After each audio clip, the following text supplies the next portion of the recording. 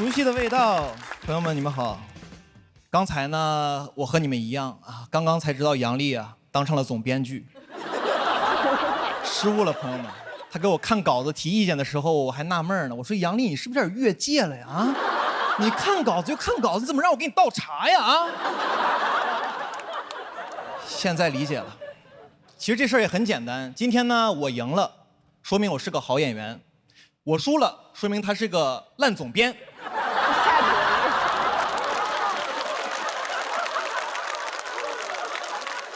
哎，讲讲好久不见了，然后讲讲去年。去年在我人生中发生一个特别大的事情，朋友们，去年我同居了，年底又分居了。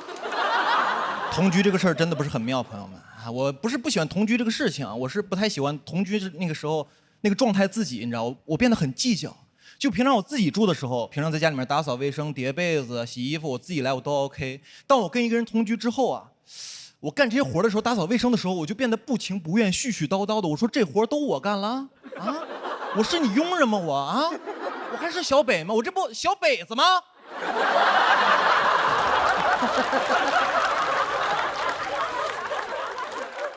而且好多事都要迁就对方，你知道。我自己住的时候，我饿了，我自己订外卖吃就非常方便。当我跟一个人住的时候，我订外卖我就问对方，我说我饿了，我订外卖你吃吗？他说我不吃，我会重复的再问一遍，我说你确认这个外卖到了之后你也不饿吗？如果这个外卖到了之后你饿了，你吃我外卖的话，我就有点生气了啊，因为我这人比较护食，我是狗。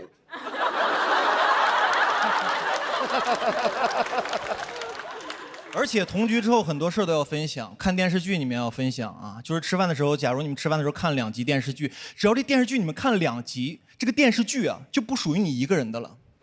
啊，假如有一天你自己在家住啊，有点忍不住了，偷偷摸摸的钻进被窝里看第3集，朋友们，这个行为跟出轨没有区别。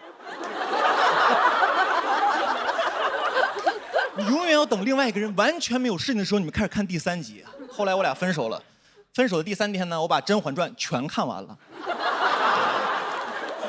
而且同居很多事我都受不了，处理不了。同居还有很多难免有一些摩擦嘛，生活中摩擦都还好，我最接受不了的就是晚上你们还要睡在同一张床上，太尴尬了，朋友们。我从来没有想过白天2个人互相说特别难听的话，恶语相向，你们晚上还要睡在同一间屋子里面，睡在同一张床上。我以前唯一知道的场所就是派出所了。而且那个气氛太压抑了，我在家里面都不敢大呼吸，我刷短视频都不敢笑。但凡你这个人乐观一点啊，说明你对这个争吵不是很尊重，你知道吧？当然有好的时候，热恋的时候，很多时候呢，看似很多很浪漫的行为，比如说一起抱着睡觉，一般就2种经典睡姿。第一种呢是男生平躺，然后用右臂啊环抱女生在胸口睡觉，等这个女生睡着半个小时之后啊，把这个右臂抽出来，然后甩一甩再睡啊，这是第一种经典睡姿。第2种经典睡姿呢，就是女生平躺，男生用左手环抱她，但右臂被自己压住了。我想了一下，这个右臂啊怎么睡都是废了。朋友们，我想了，最适合同居一块抱着睡觉就是杨过了。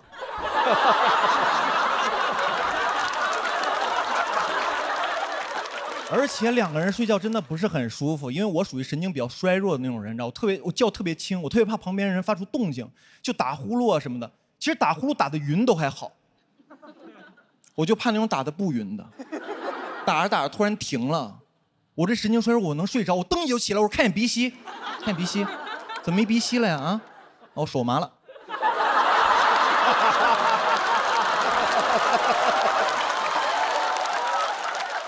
一块睡觉真是太难受了，朋友们。有时候我在想双人床这个东西是不是个伪命题？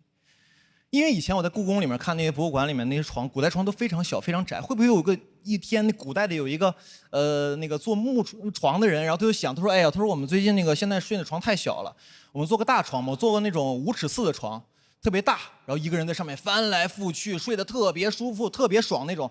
然后这个床我们就取个名字叫爽人床。爽人床。建国给写的啊。然后这时候一天津人进来了，他说这是嘛呀？这是双人床，这双人床得双人睡呀，朋友。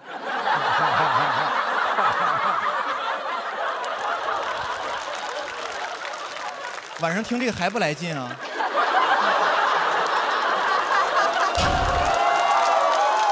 我要翻跟头了，朋友们。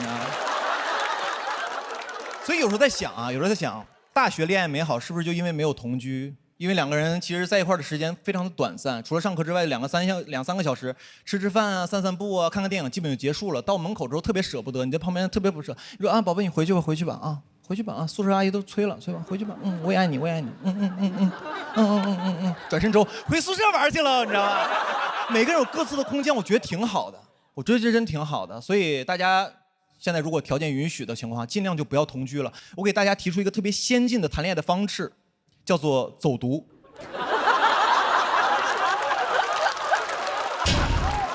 走读真不错，朋友们，走读真挺好的。但是呢，劝大家也不要走太远，不然像我这样呢，很容易不小心就被开除了。谢谢大家，我是小北，谢谢。Hello， 大家好，我是小北。Hello， 想我们吗？也很想你们。这一年过得太快了，朋友们，这一年过得真太快了。不过这一年也有我的收获啊！从节目播出一直到现在，我的小北指南一共演了90多场，不错。然后有一些脱口秀演员听到之后还跟我开玩笑呢，说小北你怎么演这么多场？家里不会是欠了些钱吧？啊！我说首先这不好笑，其次我跟你熟吗？如果熟的话，能不能借我200？能借我？也不是，就确实家里有点赤字啊，首先就是我妈啊，我妈沾染了一些传销啊。但是你们别紧张啊，我妈属于传销的最后一环啊，就是消费者。我什么时候发现我妈开始搞传销的？就是家里面多了很多没用的东西啊。然后我问我妈，我说妈，为什么家里买这么多没用的东西啊？我妈说这个儿子，这些东西都不要钱，这些东西都是买枕头送的。我说妈，我从小睡大那个荞麦枕头不是挺舒服的吗？为什么换这个枕头？我妈说儿子你不懂，这个新枕头能治病。我说妈，我没病。我妈说你别废话。躺下试一下舒不舒服？我躺下试了一下，怎么说呢？这个枕头特别像指压板改的，很硌得慌。当时就明白这个枕头能治什么病了，能治我爱睡懒觉的坏毛病。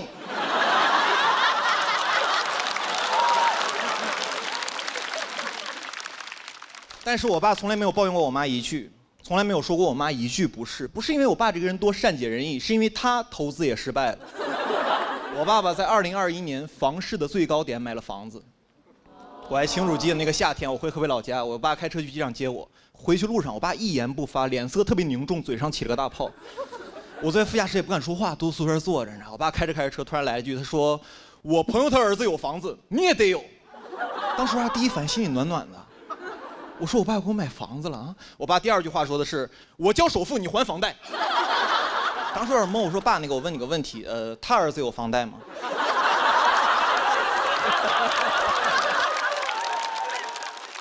我爸说那没有。说实话，当时有点无语，我就不说话了。我爸还劝我，他儿子你不能这么想这个问题，你得这么想，他有的你都有，你有的他未必有啊。我说你跟我玩朝三暮四呢是吗？然后我爸当时给我拍了肩膀，跟我说了一句话让我记忆犹新。他拍着我肩膀跟我说的：“儿子，现在再不买房就来不及了。现在不出手，以后就很难出手了。”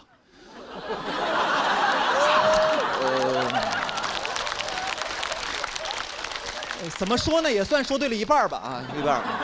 然后当时我就一直不说话，我爸还接着劝我，他说：“儿子，实在不行你当投资了呗啊，这房子每年都涨，实在不行你过2年你不住，再给卖了，赚点钱什么的。”我家在河北秦皇岛，我们那儿有个特别著名的地产叫阿那亚。我跟我爸说，爸，实在不行在阿那亚买个房子，我听说那儿不错。我爸说，儿子，你可能很久没有回河北老家了，你对这个市场还不是很了解。阿那亚那地方离市中心多远呢啊？儿子，敢不敢打个赌？3年之内阿那亚必黄。还阿那亚呢？阿那亚再好，能有恒某靠谱？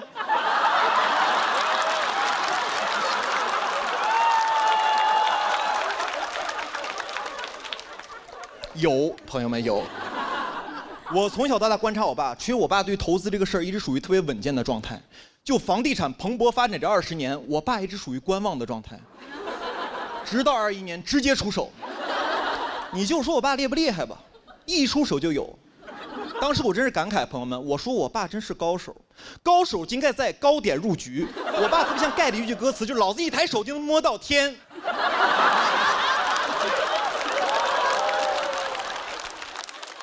我的钱变成袅袅炊烟啊！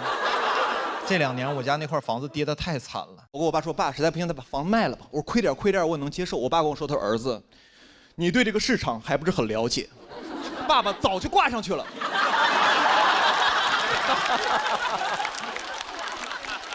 我都懵了，你知道？但是我不能怪我爸我妈，确实不能怪他们。虽然他们是投资界的卧龙凤雏，但有句古话说得好：虎父无犬子。我在21年开始理财。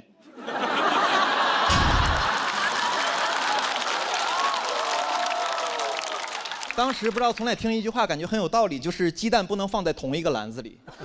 谁能想到，朋友们，我们一家3口把鸡蛋全摔了啊！鸡蛋不能放哪儿？不能放篮子里啊，放地上啊！不要了，死了得了，你知道？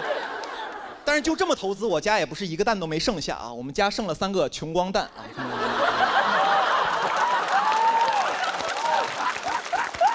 21年，正是我上节目的第2年，手里有点积蓄了啊。我有个朋友给我推荐，他说：“小扁，要不要搞投资什么的？”去年有个基金涨势特别好，涨了200%。朋友们听完我都懵了，我说那还讲毛线脱口秀啊？那玩意儿来钱也太慢了。聪明人就爱用钱生钱，买啊！当时特别果断。还有一个原因，就是因为当时我爸和我妈都不看好这个。我说这不就有了吗，朋友们啊？排除2个错误答案啊，剩下的 C 不就是正确答案吗？谁能想到啊？这个答案还有个 D 选项，以上全错。我最近看了一下，我买的时候好像是这个基金近10年的最高点。说实话，挺浪漫的。这个基金在最美好年纪遇见了我。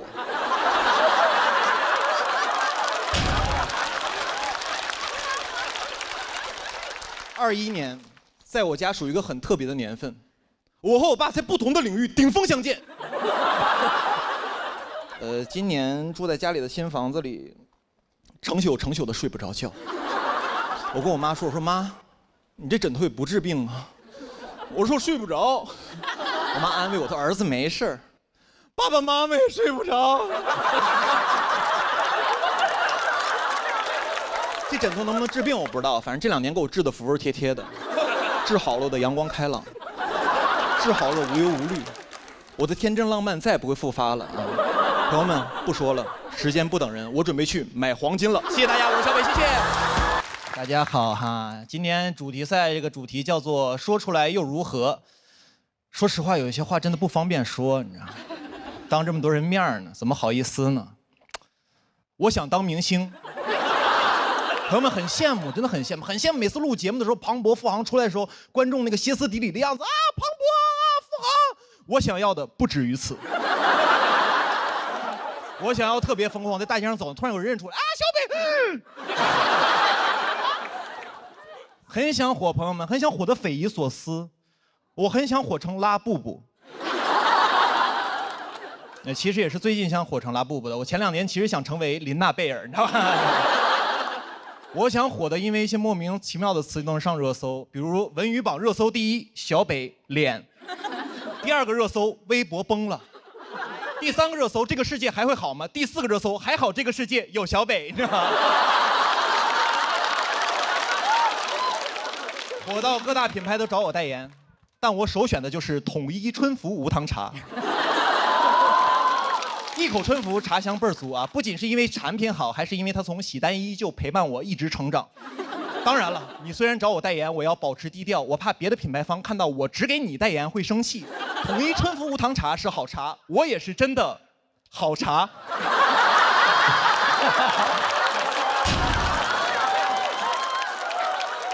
商务写的都这么好笑，你说说还得了啊？朋友们，我想火成什么样子？我想火到现场的嘉宾都不敢点评我，因为他们怕被我的粉丝网暴。即使有嘉宾啊点评我2句，批评我2句，我也不在意，因为我明白他最近想走黑红路线。他说我段子谐音梗全是烂梗，我让他感受一下北家军全军出击。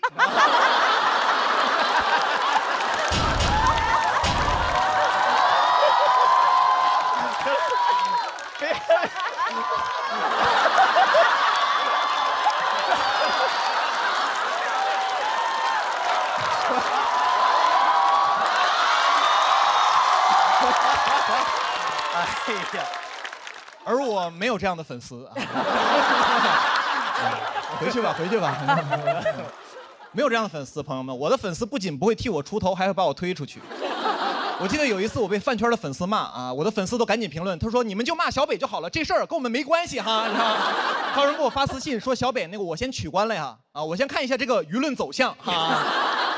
朋友们真的很想成为明星啊，有的演员跟我说，他说小北其实你就是明星，我不是，朋友们，我这个位置确实很尴尬。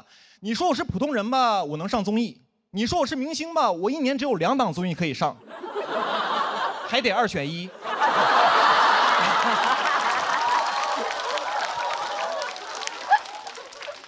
我真的是不算明星，朋友们，我顶多算一个知名老百姓啊。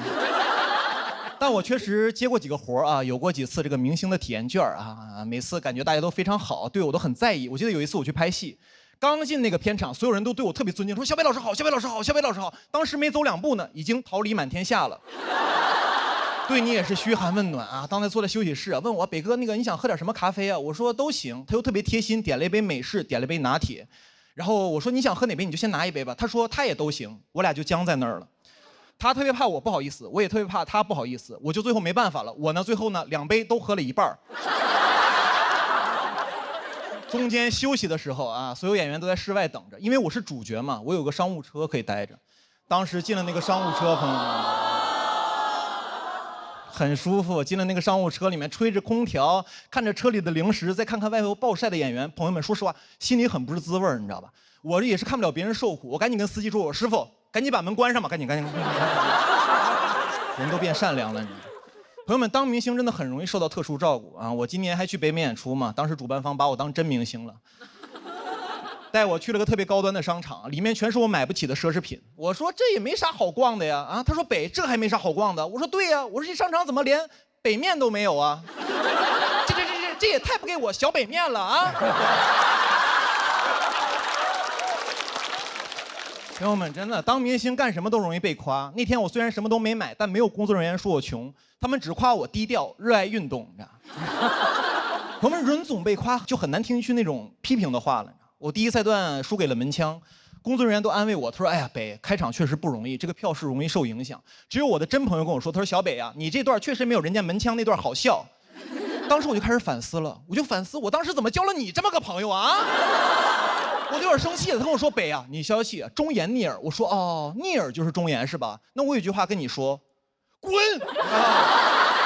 给我气的。但我这个朋友追星，朋友们，他虽然不心疼我，但是他心疼他家的哥哥。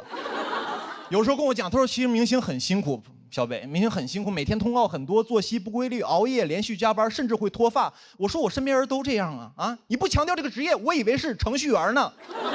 哎，他说真的很辛苦，明星很多平时这个压力大，很容易焦虑、抑郁。我说哪个行业都容易焦虑、抑郁啊？啊，我们脱口秀行业就容易焦虑、抑郁。如果你们了解我们脱口秀行业的话，你们知道我们很多演员讲脱口秀之前啊就有抑郁症。有的讲着讲着得了抑郁症，有的一开始有抑郁症，讲完脱口秀之后好了，没红又得了抑郁症。我说明星不容易，你朋友我也不容易啊！啊，我就没见过哪个明星啊抑郁症之后去挂号的，那不都挂在热搜上了吗？啊，而你的朋友连号都挂不上。其实我觉得大家喜欢明星啊，就是挺好的，但不用心疼明星，多心疼自己身边的人啊，因为明星其实过得还不错啊。大家相信我，因为我当过明星。谢谢大家，我是小北，谢谢。Hello， 大家好，我是小北，耶，开心，朋友们开心，录节目有工作了，朋友们。去年很长时间我都是在家待业的状态，有一阵儿带不动的时候，想搞副业，想这个直播带货挺赚钱的啊，是不是可以改变一下命运什么的？狠狠搞了3个月，想着狠狠赚一把，朋友们，3个月挣了2000多块钱。我发现啊，这个脱口秀观众啊，很难在脱口秀演员这儿消费。他们唯一想消费的就是我，经常在我这儿出梗，你知道吧？经常问他说：“小北，那个，请问你这个链接里面的漱口水可以做可乐鸡翅吗？”我说这个可乐鸡翅可能有点费劲，要不要你尝试一下做一下漱口水鸡？这。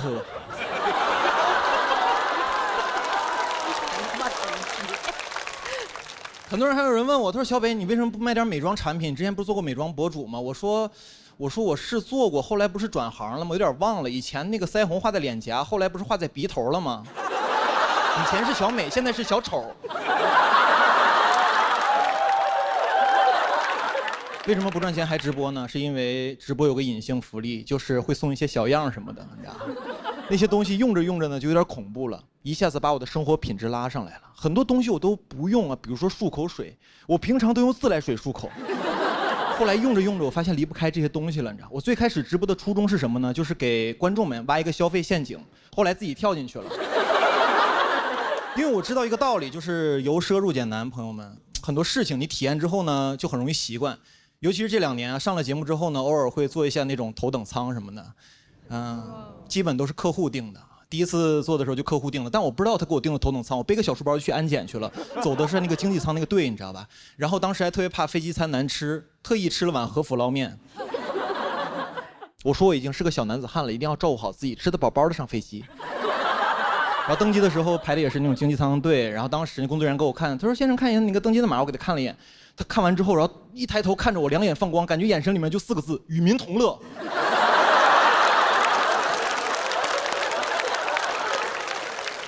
然后我就继续往那个经济舱走，走的时候，然后空姐在门口说：“哎，先生看一下你的位置。”我看了一眼，她说：“哦，先生，你应该往左走。”我说：“左面是货舱吗？”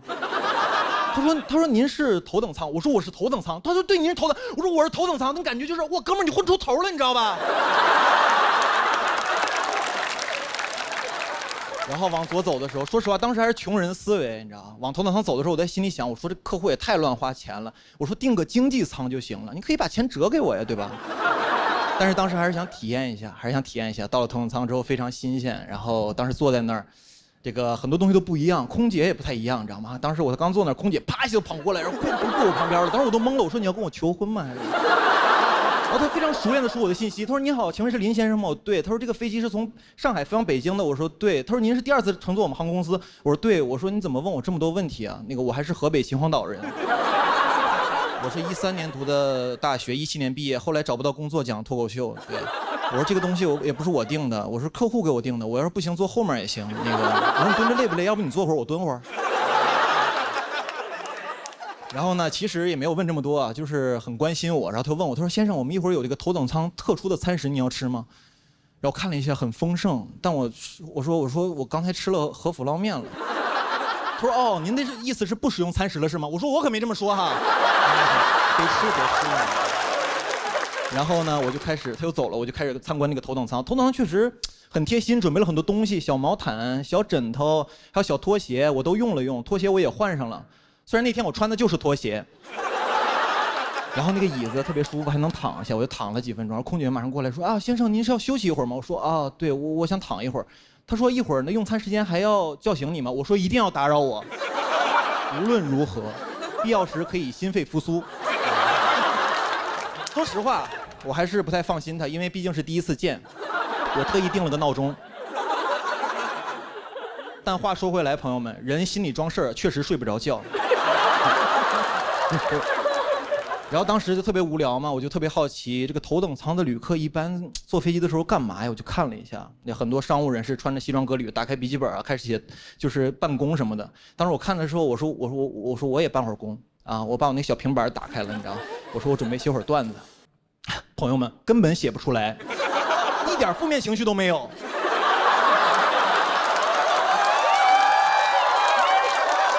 太开心了，甚至想写日记。今天我终于明白了一个道理：为什么有些脱口秀演员挣钱之后就变得不好笑了？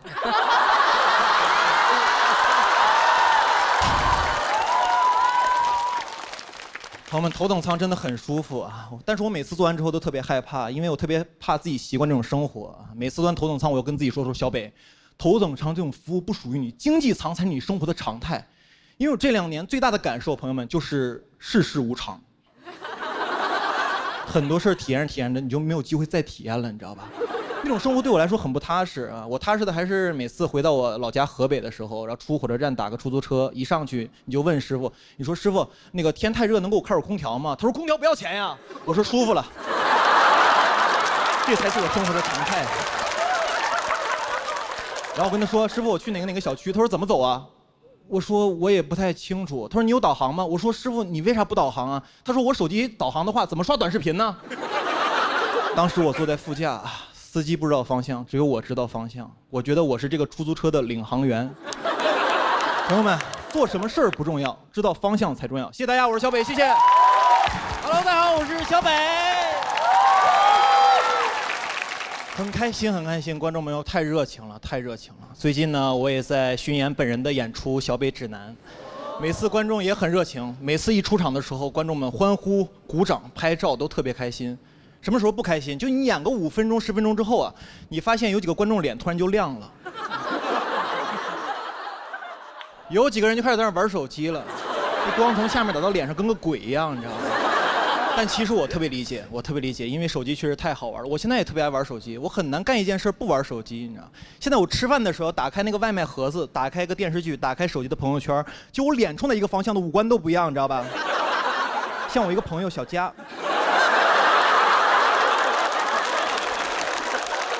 哎呀，而且这个电子设备现在有个功能，就是每天提醒你，就是用电子设备的总时长。他有一天提醒我每天玩电子设备的总时长是25个小时，我都懵了，你知道吧？我尤其喜欢刷短视频，现在短视频都有一个用户画像嘛，然后我的用户画像肯定特别奇怪，因为我平常喜欢刷一些 NBA 的视频，喜欢刷一些黑人笑话，喜欢刷一些冬泳的老头儿，我的画像很可能是一个喜欢黑皮体育生的老太太，很变态，但就是我。而且现在我玩手机玩都魔怔了，我看很多事儿都容易走神呢。比如看电影，今年有个电影叫《周处除三害》，你们看了吗？最后那个主角行刑的时候给准备了一桌子饭菜、香烟、啤酒，我就有一个问题，我说手机呢？我说这顿饭没有手机，我死都吃不下去，你知道吧？我现在太爱玩手机了，而且手机的信息量太大了，我玩不了手机，我特别焦虑，特别着急。现在不仅我，很多人坐飞机没有网他都会焦虑，你知道？然后很多人在飞机上没有事儿干的时候，就会打开自己的相册，回忆自己的生平。我前2年过得还挺好的，怎么去年怎么成这样了呀？啊！有一次我坐飞机的时候没网，特别着急，我突然就闪了一个念头，我说飞机怎么这么慢呢？我有这个想法几秒钟之后，我反思，我说小北这已经是最快的交通工具了，你知道？我在想飞机这东西刚发明出来的时候，也不是为了当载客工具用的，你知道？没准就是一帮极限运动爱好者，闲的没事干。莱特兄弟那哥跟弟弟说：“弟弟，我最近想飞。”那弟弟没有骂他，说你有病吧？弟弟说是我说我也是，要不咱俩是莱特兄弟呢？而且我觉得莱特兄弟绝对不是第一个有飞机这个 idea 的人，但他们绝对是第一批安全着陆的人。有时候我在想啊，莱特兄弟之前会不会是莱特3兄弟？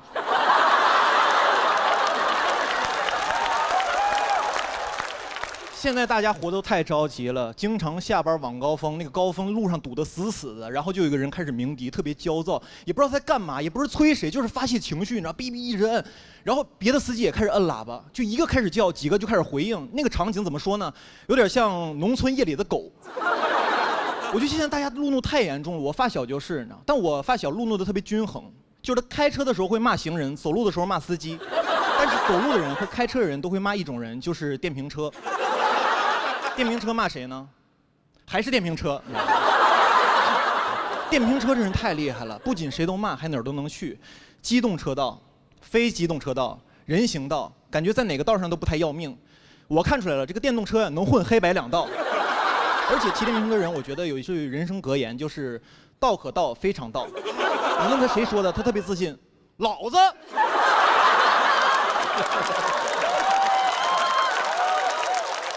我发小就是这样，你知道？我发小这样，我发小其实平常特别有礼貌，仁义礼智信都有，一开车全没了。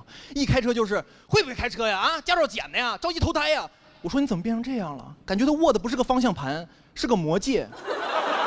平常都好好的，一摸那个方向盘 ，My pleasures。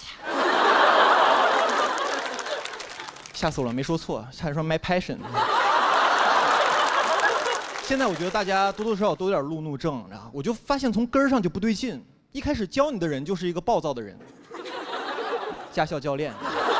所以如果你有路怒症啊，我觉得大家也不要责怪自己，就是你原生驾校出了问题。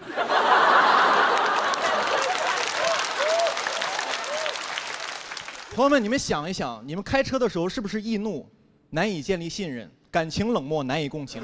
这都是你在教练那耳濡目染学来的，你知道吧？讨厌教练，理解教练，成为教练。幸福的驾校治愈一生，不幸的童年需要交警治理。最后呢，希望大家路怒的时候冷静一下，不要冲动，也不要问候对方的父母，我觉得挺不好的。实在不行，你可以问候对方的教练。谢谢大家，我是小北，谢谢。好，我是小北。太棒了，朋友们！知道现在几点了吗？凌晨2点啊，凌晨2点啊，很嗨哈。好巧不巧，去年呢，我有一轮次也是凌晨2点上台，当时非常困啊，非常困。不仅我很累，观众也很累。我记得我当时在舞台上表演呢，然后搞笑呢，在这幽默呢。我余光一瞟，第一排有观众眼睛已经闭上了。我当时特别想给他个大嘴巴子。我说大哥，你醒一醒啊，一会儿还投票呢，你还把眼睛闭上了，黑灯还没闭眼睛呢。我闭上了，你没看见。哎，确实也是录了好几年节目了，有种感受，朋友们，我感觉每次录这种节目都很考验人性，真的。一般都是这种 PK 环节嘛，啊，每次 PK 的时候我心情都很复杂，就是每次 PK 我那个人在前面讲的时候，每次讲的好笑吧，我笑不出来；每次讲的不好笑吧，我怕自己笑太大声，你知道吧？朋友们，录节目一定要做好表情管理，真的啊！去年录完之后，我回家看了一遍节目啊，当时有个选手在上面表演的时候，切到了个付航的镜头，付航当时比较严肃嘛，就面无表情地看这个演员，当时飘起个弹幕说：“付航的底色好悲凉啊。”有一次刘洋在这样表演，我也是面无表情这样看着他，飘起个弹幕说：“小北有啥不服的啊？”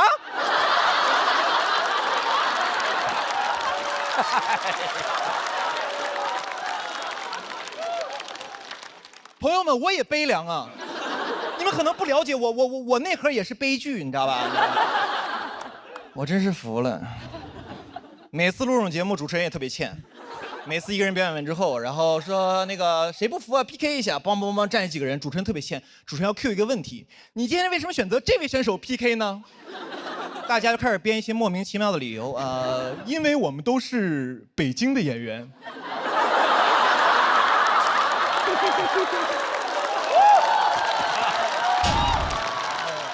因为我们都是中年人。我说你怎么不说你们都是右手使筷子呢？不就没人说实话吗？你这站说实话不就完了吗？你今天为什么选择他？直接站来说，因为我觉得他不好笑。我觉得我能赢。他就是之前几年上过几年节目，有点观众缘什么的。当时终于明白为什么这么多人 PK 我了。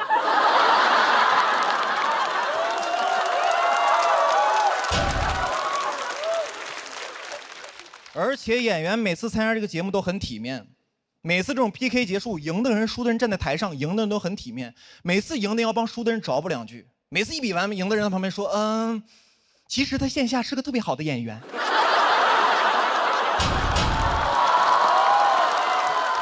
这段我看过，其实线下演出特别炸。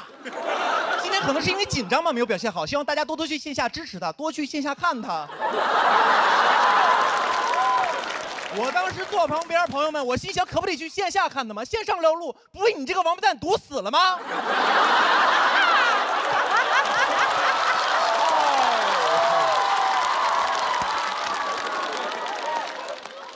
而且都输成那样，谁想去线下看他呀？不都想看你吗？我就没有见过哪个观众脑回路特别惊奇的，看完一个综艺之后在那想，哎呀，与其线下看看呼兰，不如试一试姜子浩呢。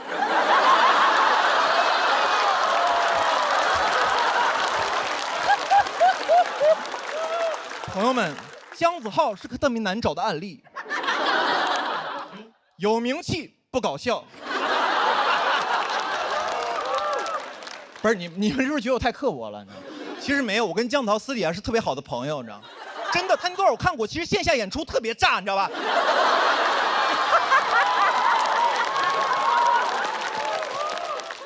希望大家多多去线下支持他的粤语专场，好吧？其实身边的人，这个有些朋友总有人劝我，他说：“小北，你录节目的时候 real 一点。”他说：“真实的人很招人喜欢。”我说 real 是什么样子？他说 real 的人就是你开心的时候就有什么想法都说出来，你开心的时候开心，难过的时候难过，生气的时候你就骂。我说那不就是翟佳宁吗？我说这种人也不是很招人喜欢吧？啊？我朋友说，哎呀，小北也不全是。我说这不就是观众喜欢的活人感吗？他多有活人感，我看很多网友让他去死一死呢。大家小时候都看过一个这个童话故事，叫做《皇帝的新装》啊，告诉大家做人要诚实。其实我长大之后又看了一遍啊，上班之后我其实特别能共情那些哄骗皇帝的大臣。我觉得他们太不容易了啊！项目做得好好的，都快结束了，突然路边来个小孩说：“我觉得这个项目有问题。”我当时大声我都气死了，我说有啥问题啊？领导满意，进程顺利。我说就你聪明，就你明白，难道我们这帮人不知道这个项目在裸奔吗？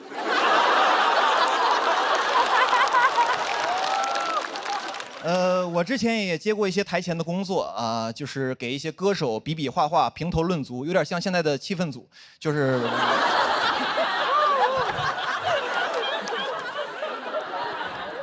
然后当时呢，一个歌手表演的是自己的一个原创曲目啊，然后唱一会儿就忘词儿了。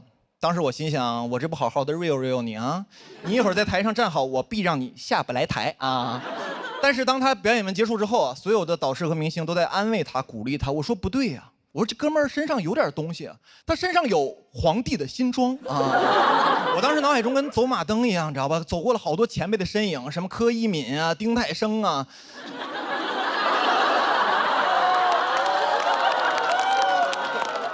我说我不能步他们的后尘啊，别最后整的活人感有了，活没了，你知道吗？但我心想这不行，我说你们几个从我脑海中出去，何炅、汪涵进来。当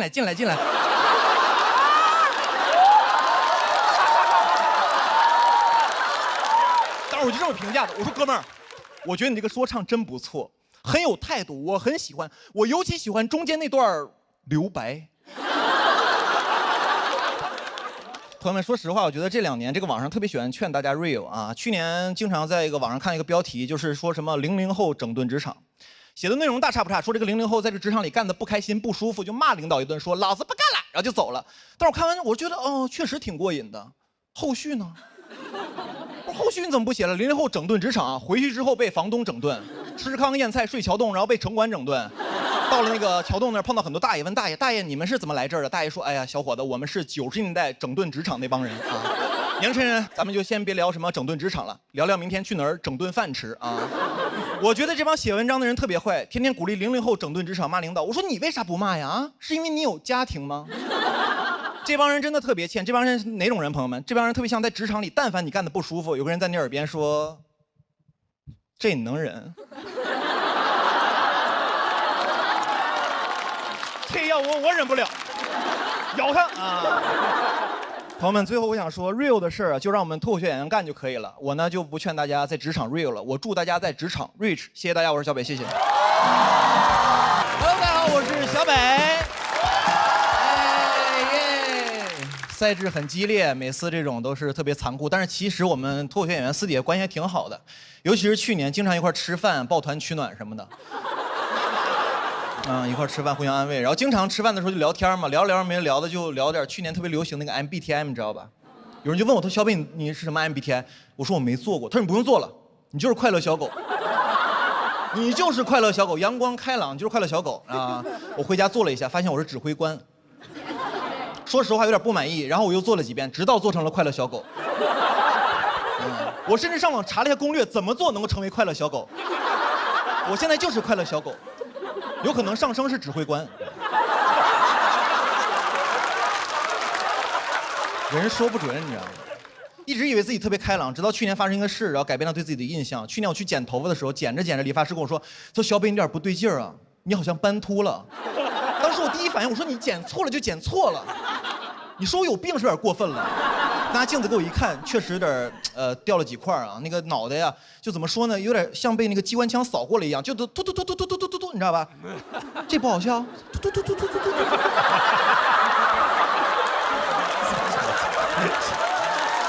来。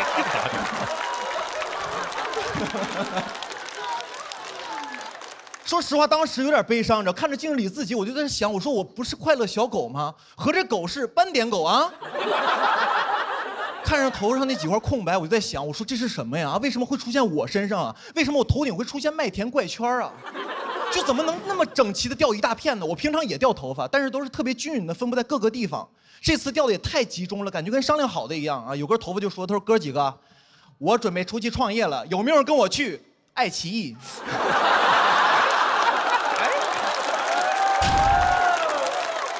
开玩笑。而且斑秃那阵子人特别敏感，但凡我们这行业出点事儿啊，就是有网友给我发私信，他说小北啊，你要爱惜羽毛啊，我当时就火，我说谁不爱惜羽毛呢啊？你不懂，是我的羽毛不爱惜我。我后面有点紧张啊，有点紧张，还是去看了皮肤科，去医院看了。然后医生非常淡定，他说现在上海很多年轻人都有这个状况，都会斑秃啊，很多人因为焦虑、压力大。我说大夫不可能，我是快乐小狗。那大夫说：“先生，你不要着急，有两种情况，一种是你压力大、焦虑，还有一种情况呢是这个你血有问题，之后可能要做化疗。”我说：“你要这么说的话，压力确实有点大。”我就非常着急，你知道，我就问大夫，我说：“哎，我说大夫，我这怎么才能好啊？”他说：“你平常几点睡啊？”我说：“这个平常晚的话就是8、9点，早的话就是12点。”大夫说：“我有点没听懂。”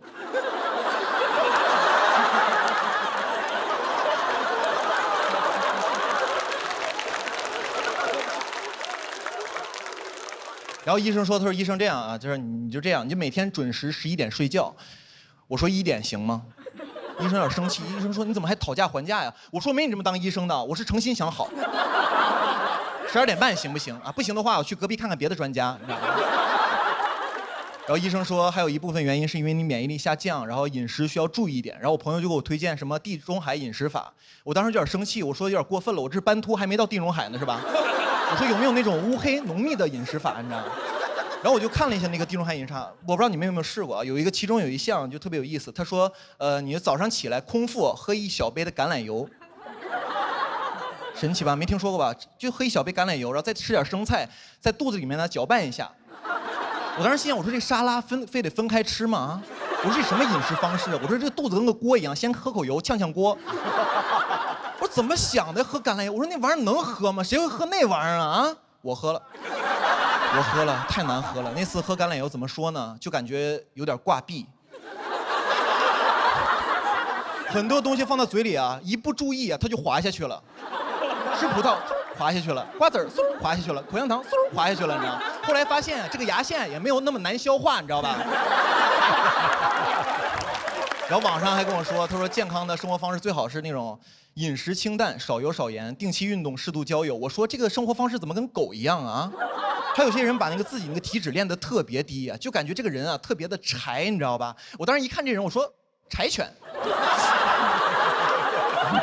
而且那些体脂特别低的人，我在想那些健身的人真的开心的吗？你们见过那些人吗？体脂特别低那种，跟穿个羽绒服一样。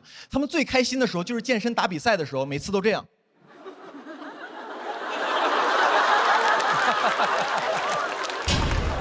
就这样着，我发现健康生活唯一的缺点就是不快乐。后来我就释然了，头发也慢慢长出来了。从今天起呢，我就不做快乐小狗了，我要做快乐小北。谢谢大家，我是小北，谢谢大家好，我是小北。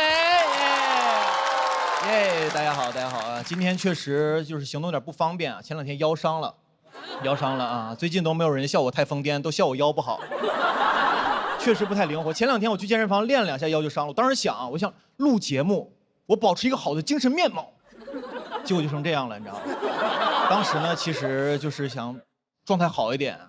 结果越练越差，真的是南辕北辙，背道而驰，莫名其妙，朋友们。当时就做了个力量训练，你知道，硬拉40其实对于一个成年男子来说，其实已经非常轻了。然后我跟大宅说，我说大宅，我硬拉40腰伤了。他说，北呀，是一边40吗？你这就不叫硬拉，你这叫滴溜。我跟你说，当时我硬拉的时候就走神了，你知道吧？我一不注意，啪就闪了。我当时走神正想呢，我说下一3段我写啥呀？啪一下就闪了。我说行，有了。然后我就直接去医院了，你知道吧？你们说巧不巧？这个医院呀，离健身房就1个路口，我都怀疑是一个人开的。但是确实当时走不了路了，比现在还严重呢。我就叫了个滴滴，然后上那个车的时候，滴滴第一句话问的都不是，他说那个先生你尾号多少？他问的是这么近你也打车？然后当时到了医院，真的人呢，真是倒霉，喝口凉水都塞牙，你知道吧？我在医院路上走2步之后，手机就掉了。你知道这个腰伤了之后啊，这个腰我就弯不下来了，我就直着腰啊捡那个东西。怎么说呢？那个动作特别像蜘蛛侠上旱厕。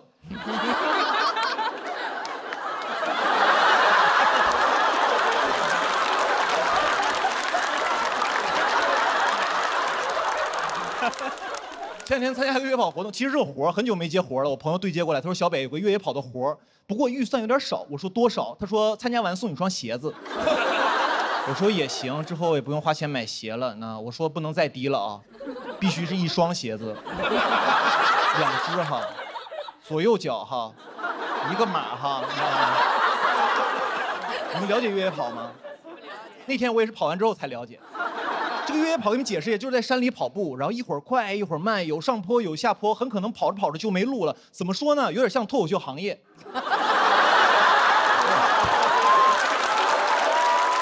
我说这个是我领域啊，跑一跑。那次我跑的是12公里，其实，在越野跑里面算比较短的了，一般还有那种100公里的。当时我听100公里我都惊了，我说这还是运动吗？这不逃难吗？啊！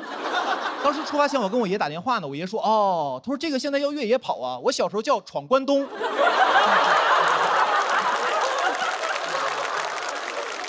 那天有1000多个人参加，你知道，所有人在起跑线准备，发令枪一响，所有人开始比赛要开始了，但根本就跑不起来，你知道吧？我原地踏步了1分钟，然后慢慢就跑起来了。跑起来之后，说实话，跑一会儿我就开始累了。然后当时一抬头发现刚到起点，谁能想到我都30了，又一次输在了起跑线上，真的是身体不好。那天跑2下之后呢，左腿就抽筋了。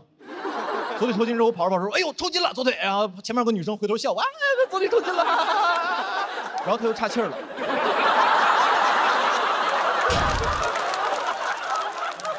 运动真的要专注，朋友们，你知道吧？看看我这个腰现在啊。那天我越野跑听到最多的一句话就是“让一下”，加油，让一下。听得我直生气，我心想你们骂人可真难听啊！但我又追不上，你知道吗？当时气得我直跺脚。后来右腿抽筋了。而且这个越野跑中段的时候就进山里了嘛，山里面有一些村子，你知道吧？村子里面有很多老大爷就背着手看我们。看我们之后我还贫呢，我跟那个大爷说：“我说大爷，你看我们看吹不看吹啊？”那个大爷说：“好 city 啊。”我说：“大爷你也太时髦了啊！我想请你喝一杯 Uncle Law， 这可是大家都爱喝的国民白酒，老村长，口感柔不上头，真正纯粮酒，真的很 city。”真润啊！然后那个越野跑非常长，然后中间就有几个补给站。因为我跑的确实有点慢啊，每次到补给站的时候，那个西瓜都被吃完了。每次那个补给站就给我留点西瓜皮，你知道吧？但你别说，累的时候真是吃啥都香。但是我觉得这个补给身体啊，不如补给我的斗志。我觉得你补给点你就放点现金。你第一个补给点放100，第二个放300，你就递增。如果给我换成硬币铺一路就更好了。具体的可以参考《神庙逃亡》。那我感觉我能一直不停地跑，一直不停地捡钱。以后我在越野跑圈就有个闻风丧胆的名号——小北 ，AKA 暴走存钱罐。我呢，其实一直在队尾不紧不慢地跑，跑得有点慢，因为是个邀请的活动。中间呢，然后那工作人员还给我发微信，他说：“小北加油，终点等你。”后来发的是：“小北，你快跑2步，都等你下班呢。”当然最后我还是完赛了，因为后半程呢，我全力冲刺。因为他们最后给我发的微信是：“他说小北你在哪儿呢？发个定位，山里有狼。”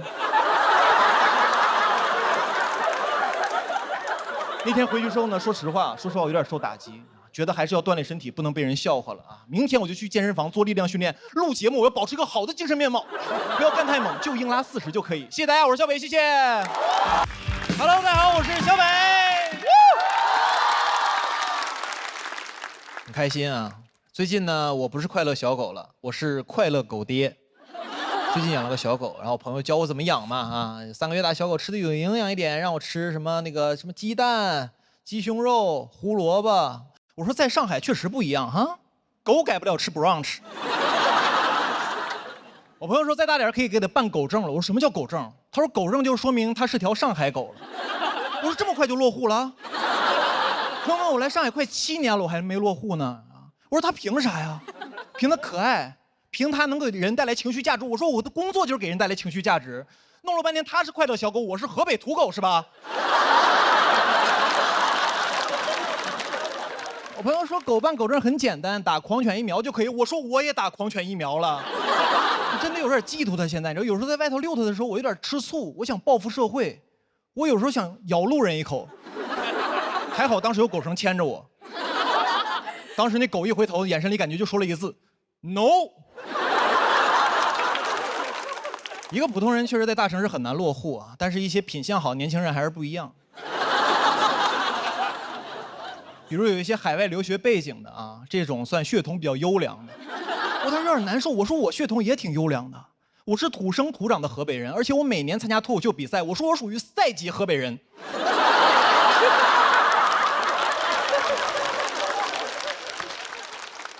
而且宠物不仅好办户口、好落户啊，这个城市对宠物也是特别友好。那现在上海很多咖啡厅，你带着宠物去啊，会免费得到一个狗吃的奶油。当时看着那个奶油，我心里五味杂陈。上海卖一杯咖啡很贵，要30多块钱。我刚刚看着那奶油，我心想，我说我买咖啡的钱是不是都让狗吃了呀？啊！而且该说不说，朋友们，那个奶油不好吃。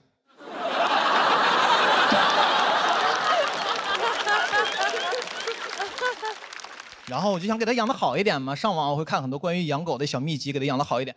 网上有个写的很有意思，他说给狗做绝育手术之后，狗能够多活2到3年，狗的性格会变温顺。我在想，那些狗如果知道自己脾气暴躁的后果是这样的话，他当时肯定说：“你等会儿，我觉得我的脾气还可以克制一下。”然后还有说这个狗狗做绝育还有好处，就是不会乱尿尿了。我说尿那儿也听你人类的，又要听你话，又要绝育，以后别说狗是人类最好的朋友了啊！什么忠犬八公啊？你人类想要的是忠犬八公公。网上说给狗做绝育还有个好处，就能避免流浪狗的问题，因为一只狗1年要生12条小狗，3年下来反反复复会生出上百条小狗。我说你不能因为这个问题复杂你就这么对狗吧？啊，这件事儿非得从根儿上解决问题吗？我觉得人真的为动物好啊，就不要把人类那个审美强加在动物身上。比如说柯基，柯基本来有尾巴，它尾巴有这么长，因为人类觉得就是不好看，然后给剪成这么短了，你知道？我觉得对柯基这个状态都不太一样了。剪完之后，你知道吧？有的大尾的柯基显得都很友好，摇着尾巴跟打招呼啊，你好你好。断尾的柯基就显得很消极，说啊小柯基，那柯基这样。No 啊。我觉得宠物过得好不好，完全看人类这段时间的审美。有一段时间特别流行折耳猫，脸圆圆的很可爱，但是它虽然有基础病啊，又很贵，但是很多人愿意去买它，很快就过时了。其实对猫的生活质量有着非常大的改变啊。它本来可以生活在杨天真家里面吃金枪鱼，因为没赶上好时候，只能在何广智家吃拼某饭了。而且过时就很容易被遗弃啊，被那些流浪的野猫看见它都得问他，他说哥们儿，你这小体格是不是流浪撑不了几年呀？那折耳猫说，很难说。但应该能比你多活2到3年。人确实对宠物不好啊，为了好看断尾立耳啊，但人对自己也不好啊，为了好看会动刀打针。人不是不爱宠物，人是不会爱，你知道？所以呢，我准备先学会爱自己，以后狗吃饭前我先吃个 brunch 啊。谢谢大家，我是